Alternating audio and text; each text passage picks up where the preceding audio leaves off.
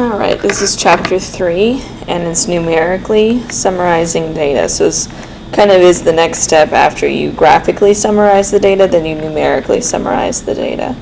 And for this chapter, you're going to want to get your formula card, which you can print from the website. It's long, it's got a lot of charts in the back. I think it's 16 pages. This is the first page of the file, and it has it organized by chapter. So chapter 2 has the relative frequency formula, which you can use for the test. The class midpoint we don't need. Chapter 3 has a lot of information, and we're going to be using a good chunk of this throughout this video. So go ahead and print this page, at least the first page, so that you can see what I'm referencing. And you'll have this chart provided to you for the test. So it's important to know where the information is. We'll be crossing out some information, and you can use this during your test. So have this handy throughout this video. So chapter 3 has 5 sections. The first one is about measures of central tendency, which is mean, median, mode. I think you've heard those words before. The next section is on measures of dispersion. Dispersion is kind of a weird word. It's the measure of spread. Section 3.3 is not part of this course. It's not in the homework. It's not on the exams. It's completely omitted. Section 3.4 is about measures of position and outliers, which we'll get to. And finally, section 3.5 is the 5-number summary and box plots. Now, chapter 3, specifically the section 3.1, 3.2, and 3.4 are really, really important for the rest of this course. This is kind of setting the foundation for the rest of our discussions.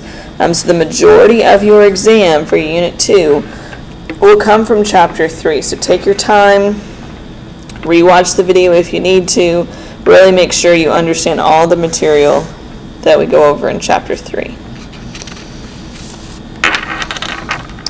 Alright, so measures of central tendency. We always analyze 3 characteristics given a set of quantitative data. So this chapter is all about quantitative or numerical data. We always want to look for the shape of the data, which came from chapter 2. Then we always want to look at the center of the data and the spread of the data. So shape, center, and spread. Shape was from chapter 2. That's when it's symmetrical, uniform, bell-shaped, skewed left, skewed right. That describes the shape. The center is the mean, the median, and the mode. And then the spread we'll get to in section 3.2. So shape, center, and spread describes any set of quantitative data. So the word center can mean different things for different data sets. We can use the mean, which is the average, which I think you might be familiar with, the median, which is the middle, and sometimes we use the mode or the most to represent the center of the data. So it can mean different things for different data sets. So we're going to start with the mean or the average and how to calculate it. I think most of us probably know how to calculate an average.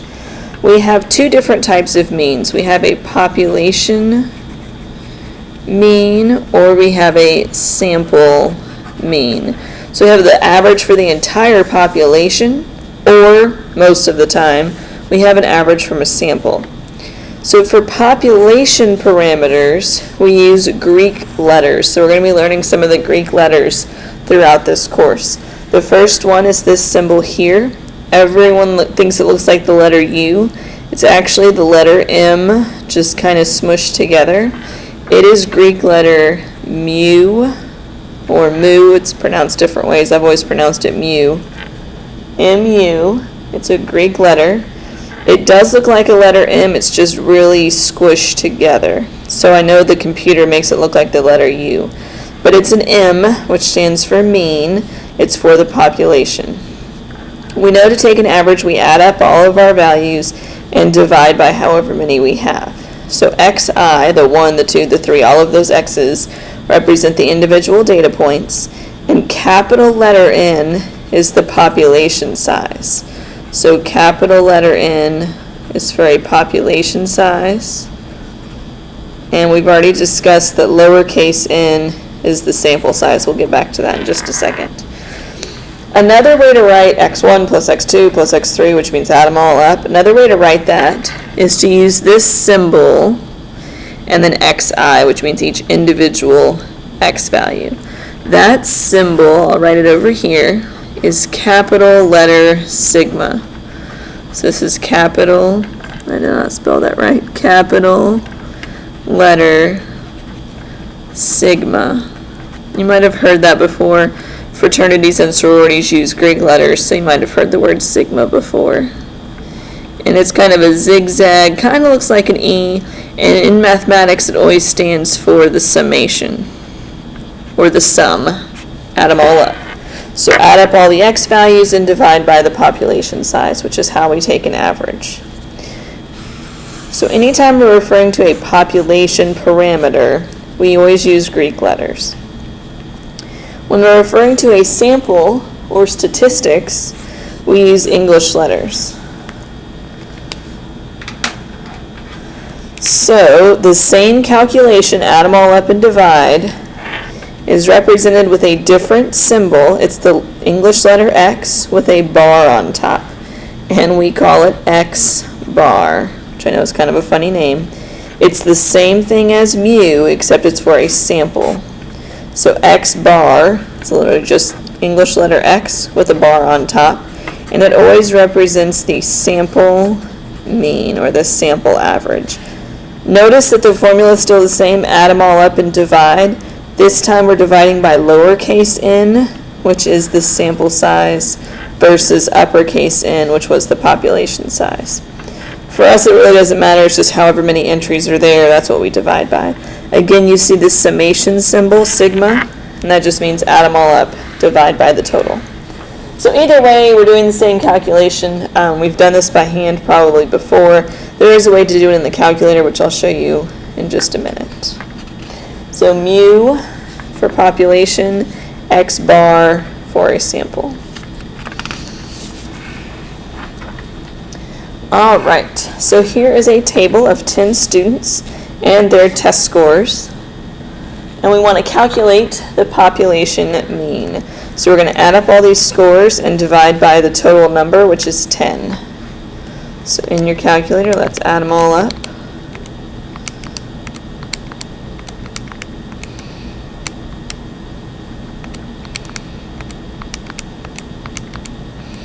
Always double check, it's kind of a pain, but always double check that you've typed everything in correctly. It's always frustrating to get the wrong answer simply because you mistyped. So always go back through your list and type them all in, or double check that you've typed them all in correctly, and then we'll divide by the total number, which is 10, and that gives us an average of 79.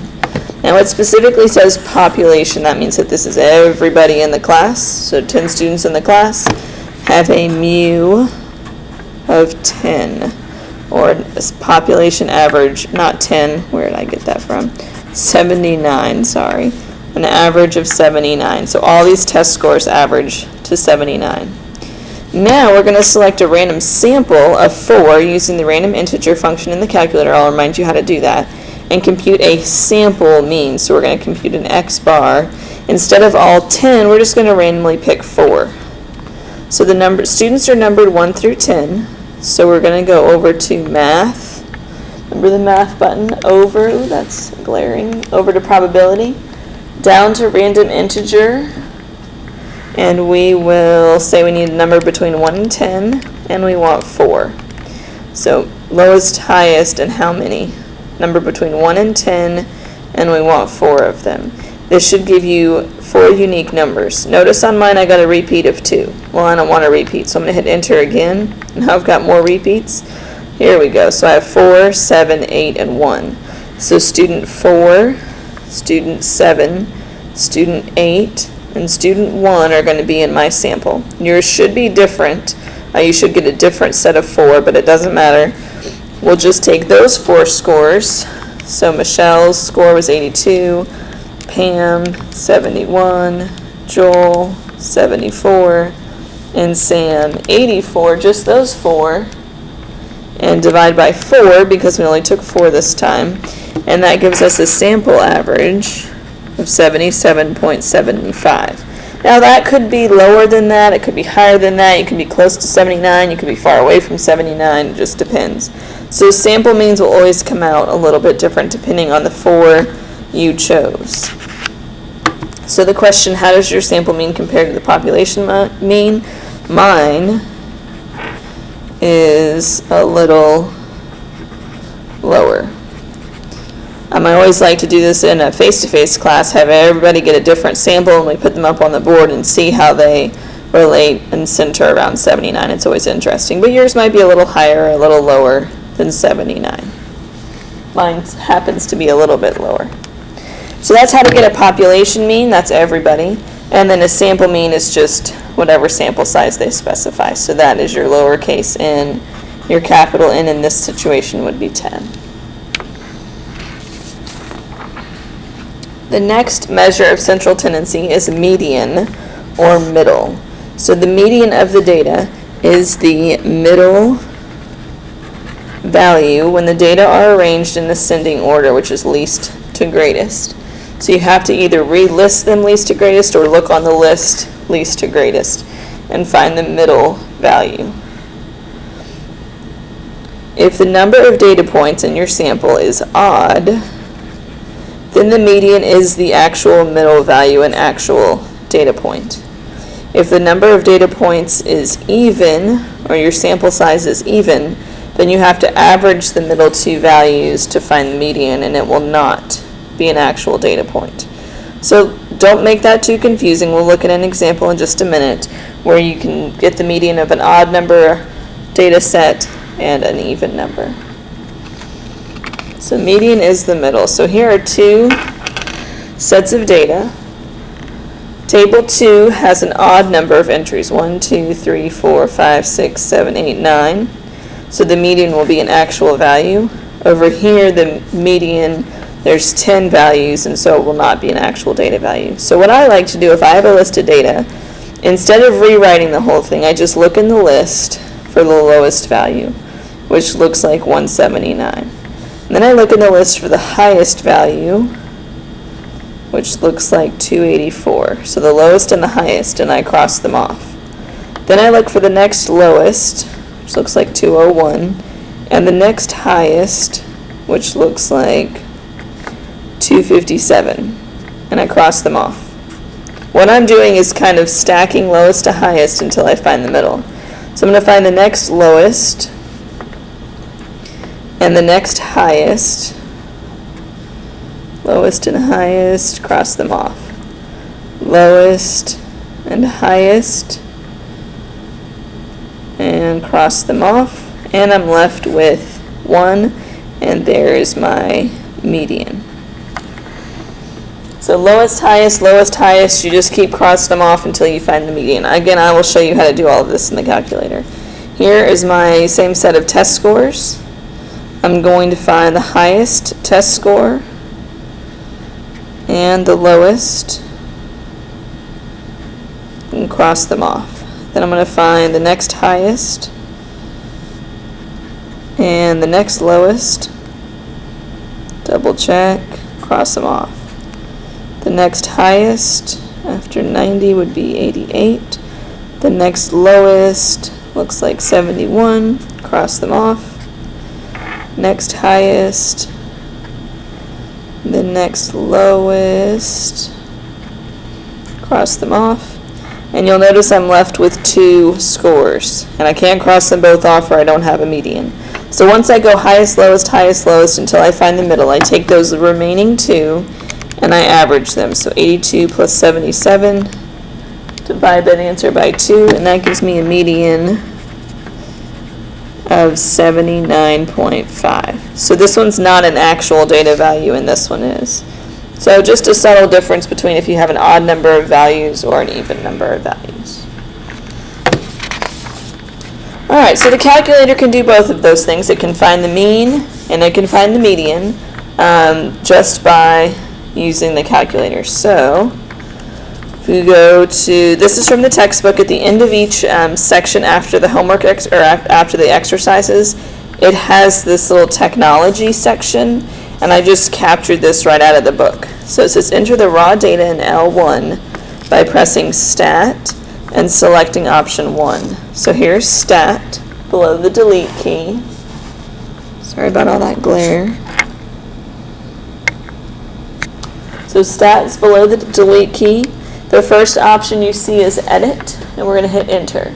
Now in your calculator, it should say L1, L2, L3. If you do not have an L1, please email me and I'll tell you how to reset the calculator. But if you should have an L1, we're going to put all the test scores from table 1 that we've been looking at in L1.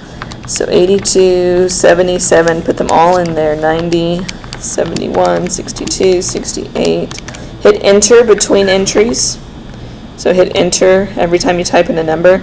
If you don't hit enter, it will just tack on to itself. So just keep hitting enter between each time you enter a new value. Cursor should be on the 11th spot. We've entered 10 values. So that is going to stat edit, putting your data in L1, which stands for list 1. Now we're going to push stat again. So stat again. Highlight the calculate menu. So we're going to use our over arrow to go to calculate. And then one var stats is what we want. It stands for one variable statistics. We have one variable that we're looking at. We want the statistics. So we hit enter for one var stats. And some of the newer calculators will prompt you for some things. Just keep going down until it says calculate. Should give you an X bar of 79. The calculator always says X bar. It never says mu. It doesn't know if you have a population or a sample. Most of the time we have a sample.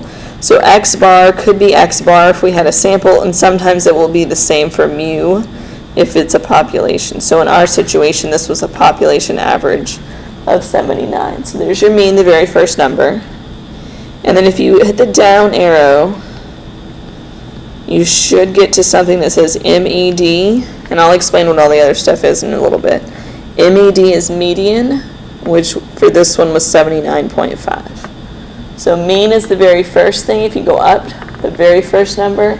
Median, you have to scroll down until you see MED. So that's how to find the mean and the median of a list of data. To get out of that, you can hit second quit, or you can push clear, and it will get you back to your home screen. If you're ever somewhere you're not sure what to do, hit second, and then the button right next to second says quit above it. Second quit will always get you back to your home screen. Alright, that's how to get mean and median in the calculator. The next topic in this section is resistance. So this can be a little confusing. Try to keep it simple. I want you to put the entries from table 3 into L1 and calculate the mean and the median for this data set. So we're going to go back to L1. To clear out what you have, push the up arrow, push clear, and then enter. Do not ever push delete. It will delete L1, which would be very bad. So you go up to the top, you push clear, enter, and it will empty out your list. Then we can put in our numbers in whatever order. I'm going to go across 1, 7, 4, 1, 2, and I'm going to push enter between 3, 48, 3, 5, 3, 6. This data represents number of minutes talking on a cell phone. So there should be 12 entries, which means your cursor should be on position 13. Then we'll go to stat, over to calculate, one var stats. It tells you the mean is 7.25 minutes, and the median, go down, is 3.5 minutes. So the mean is the average of all 12 values, and the median is the middle value. And the question is, why are these so different? So the mean, the average, is higher than almost all the values at 7.25, and then the median is really low at 3.5. So the mean, remember, is the average, and 48 is way bigger than the rest of these values. So the mean has an average with 48, so it really pulls it up. Whereas the median, when you start to go to the median, you just cross off 48 as a high value. It doesn't really matter how high it is because you cross it off. So the reason these are so different is because 48 is so large. compared to the rest of the data set. So a numerical summary of data is said to be resistant if extreme values, either very large or very small, do not affect its value substantially. So the mean, the average, is always going to be affected by really big numbers or really small numbers. Whereas the median will not be, because those highs and lows get crossed off when we go to find the median. So table 4 from your textbook, this is on page 121, kind of helps you put all this together. If a distribution is skewed to the left, the mean will be smaller than the median, and I'll show you this visually in just a second.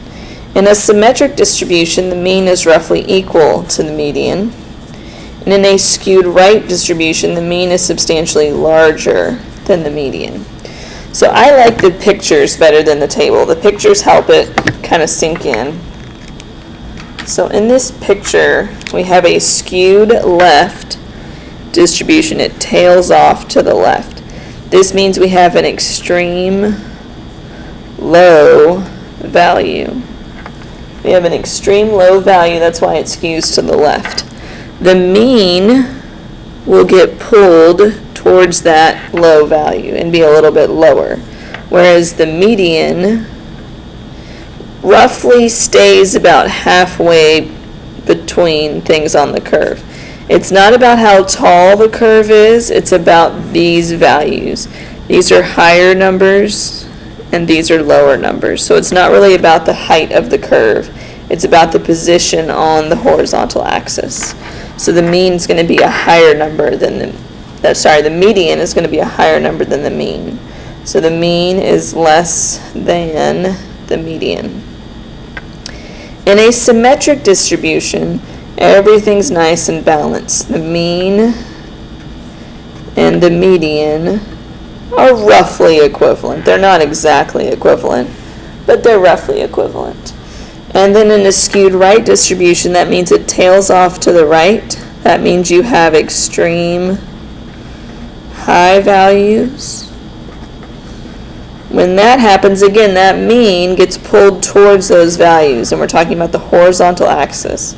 Low values are over here, high values are over here. So the mean gets pulled towards that tail, and the median again stays roughly in the middle. And it's not about how tall the curve is, it's about the horizontal axis. The median is a lower number, the mean is a higher number, so the mean is greater than the median. That high point on the curve is your mode, which we'll talk about in just a minute. That high point on the curve is where your mode falls.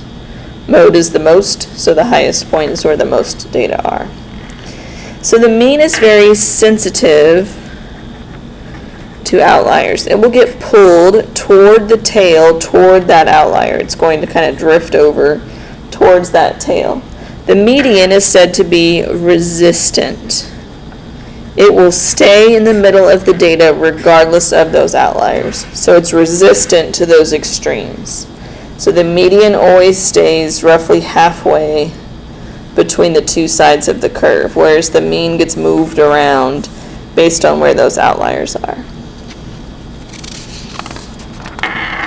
All right. So mode is our next measure, our last measure of central tendency. Mode is the most, so mode is often reported for categorical or qualitative data.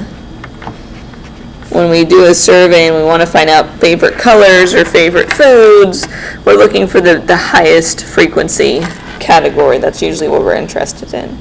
So sometimes there will be one mode, and I've seen that called unimodal. Uni means one. So one mode is when you've got that one peak where most of your data fall. So the mode is that highest point. So there's one entry that occurs the most. Then we've got, sometimes there are two modes, two entries that are tied, so they have tied for first place.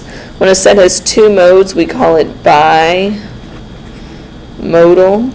Bi means two, uni means one.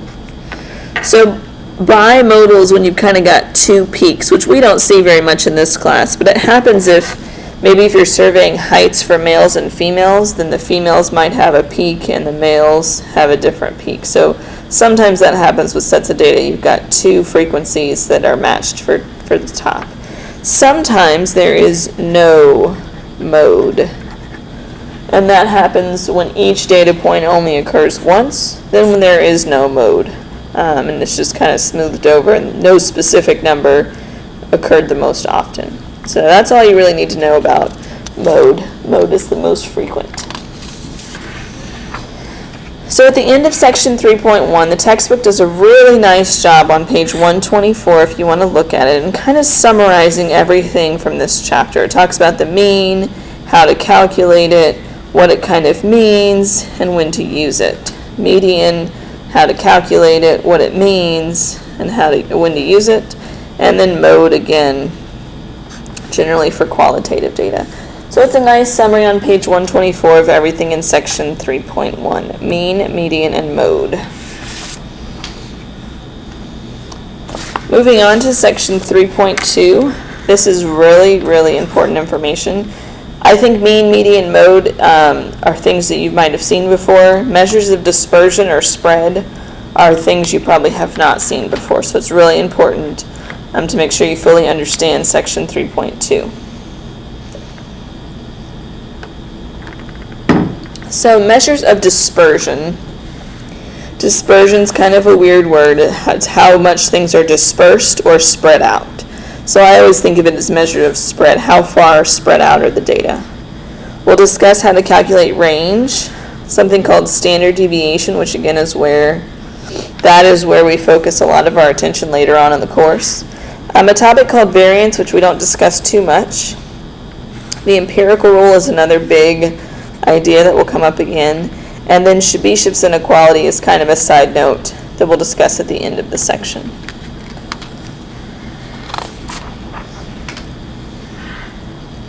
So mean and median, or mode, is not always enough to describe data. Sometimes we need more information. The reason that might occur is because we want to kind of decide how far spread out the data are. If I tell you that the average test score was 75, that could mean that everyone got a 75, exactly. Every single student got a 75. That could also mean that someone got a 100, someone else got a 0, and everything between. And it just so happened to average out to 75. So the scores were all over the place, no real pattern, just happened to average to 75. It could also mean that half the class got 50s and the other half got 100s, right? So if half the class got 50s and the other half of the class got 100s, well, that would average out to 75. And finally, this is kind of an extreme case. Maybe everyone got 80s and 90s, but a few didn't take the exam and got 0s. So if everyone got A's and B's, and I averaged in those 0s when I was trying to calculate my average, it would bring the whole average down to around 75, even though everybody did just fine on the test. So if I just told you that the average score was 75, that might not be enough